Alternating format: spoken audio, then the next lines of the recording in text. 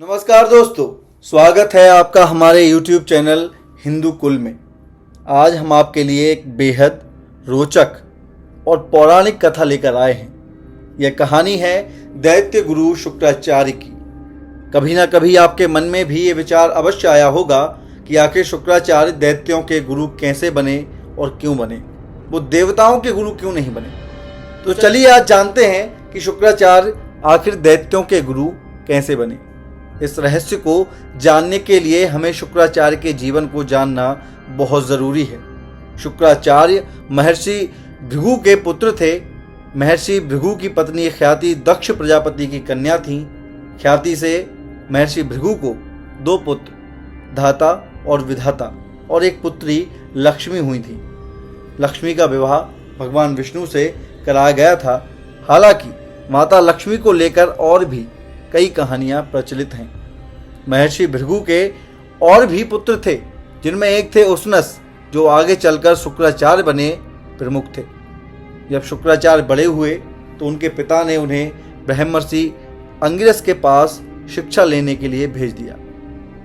अंगिरस के पुत्र बृहस्पति थे, जिन्हें हम देवगुरु भी कहते हैं। वह भी उसी आश्रम में शिक्षा ग्रहण कर रहे थे।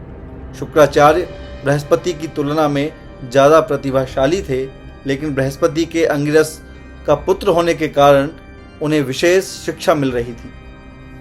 शुक्राचार्य को अंगिरस से शिक्षा लेते वक्त भेदभाव महसूस होता है।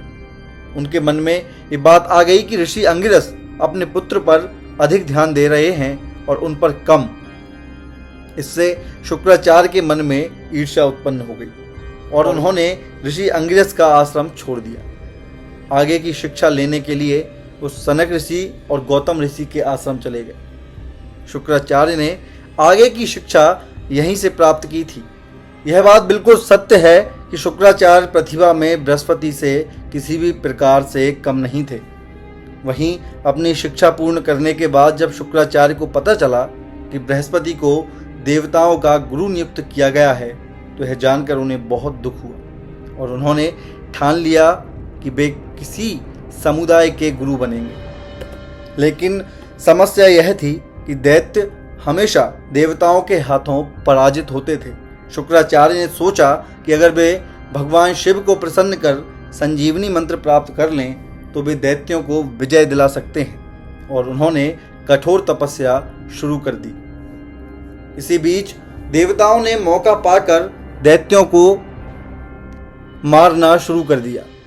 जब शुक्राचार्य तपस्या कर रहे थे तो दैत्यों के पास कोई भी नहीं था। इस कारण से दैत्यों ने अपने बचाव के लिए शुक्राचार्य की माता ख्याति की शरण ली। ख्याति ने दैत्यों को शरण दी और जो भी देवता उन्हें मारने आता था वे उसे अपनी शक्तियों से मूर्छित कर देती थी। इससे दैत्य बलशाली हो गए और धरती पर पाप बढ़ने लगा। यह देखकर भगवान विष्णु ने सुदर्शन चक्र से शुक्राचार्य की माता ख्याति का सिर काट दिया।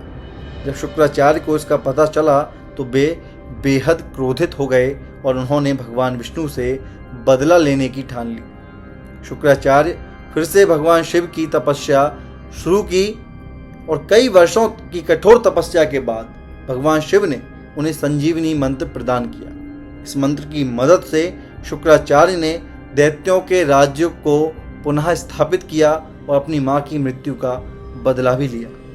इस घटना के बाद से शुक्राचार्य और भगवान विष्णु के बीच शत्रुता बढ़ गई।